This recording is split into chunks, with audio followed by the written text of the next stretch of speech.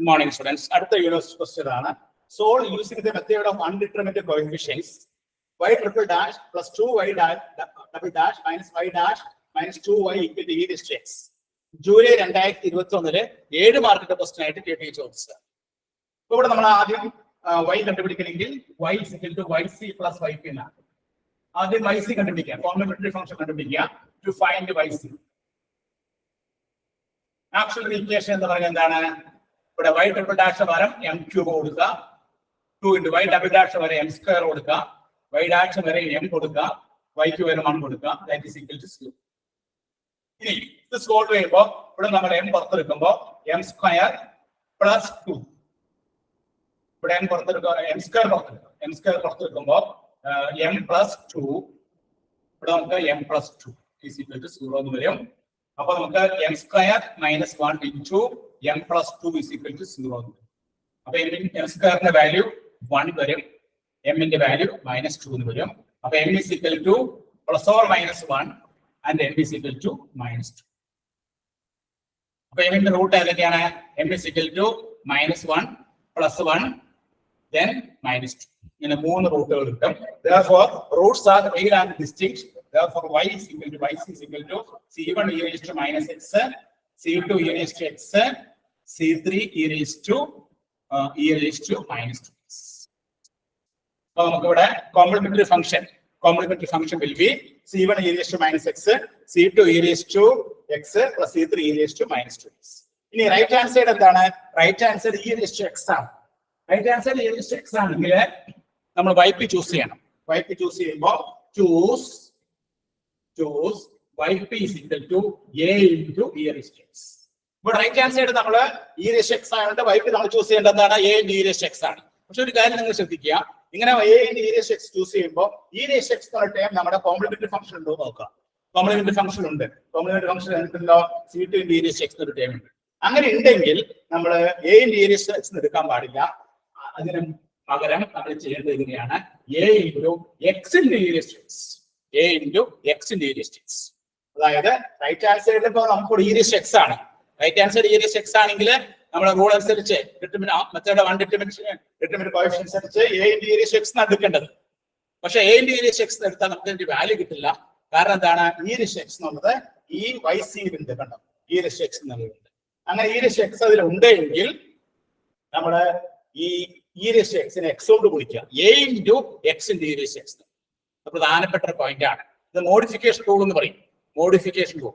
Right hand side e raised to x ആണെങ്കിൽ, e raised to x ആണെങ്കിൽ നമ്മൾ എടുക്കേണ്ട a into e raised to x ആണ്.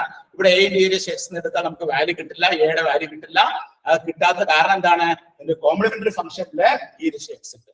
അതുകൊണ്ട് നമ്മൾ ഇവിടെ a into x into e raised to x എടുക്കണം. a into x into e raised to x. ഇനി എന്ത് ചെയ്യണം? yp dash ആണ്. yp dash എത്രയാണ്? yp dash എന്ന് പറഞ്ഞാൽ a into പ്രൊഡക്റ്റ് ഉപയോഗിക്കുക, x into e raised to x plus e raised to x into the yp double dash ഉപയോഗിക്കുകയാണ് a into x into e raised to x plus e raised to x into 1 plus e raised to x. yp triple dash ആണ്. triple dash എന്താണ്? a into x into e raised to x plus e raised to x into 1 plus e raised to x plus e raised to x. അത് മൂന്നും കണ്ടുപിടിച്ചു. നമ്മൾ തന്നിരിക്കുന്ന ഇക്വേഷനിലേക്ക് substitute ചെയ്യാം. അങ്ങനെ substitute ചെയ്യുമ്പോൾ നമുക്ക് കിട്ടുന്ന കാര്യത്തിൽ നോക്കാം. അതായത് ഇവിടെ yp dash എന്ന് പറഞ്ഞാൽ ഇവിടെ നമുക്ക് x into e raised to x, ഇവിടെ e raised to x ആണ്, e raised to x ആണ്, e raised to x ആണ്. അപ്പൊ നമുക്ക് ഇതിനെ ഇങ്ങനെ എഴുതാം, a into x into e raised to x plus 3 e raised to x. അപ്പൊ y triple dash നമ്മൾ എന്ത് കൊടുത്തു? a into x into e raised to x plus 3 into e raised to x.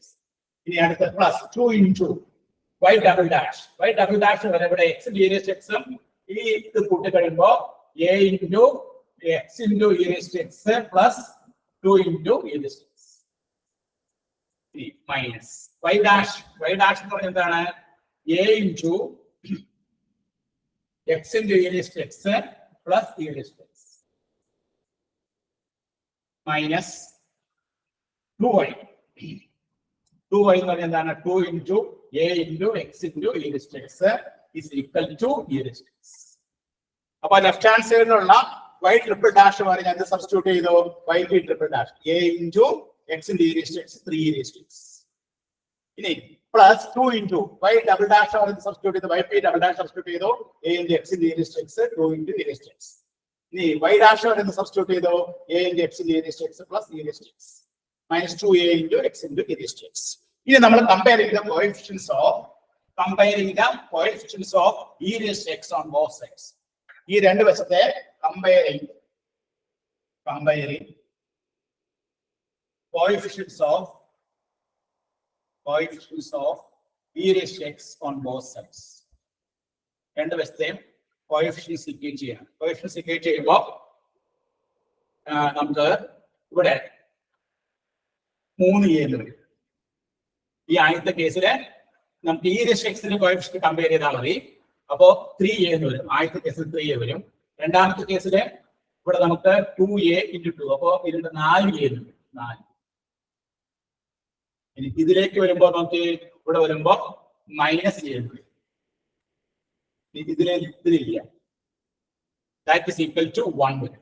അപ്പൊ 4 3 7a minus a is equal to 1. 6a is equal to 1. a is equal to 1/6. Therefore yp എന്നുള്ളത് നമുക്ക് 1/6 into x e raised to x. അപ്പൊ നേരത്തെ yc നമുക്ക് കിട്ടിയിട്ടുണ്ട്. Therefore y is equal to എന്താണ് yc plus.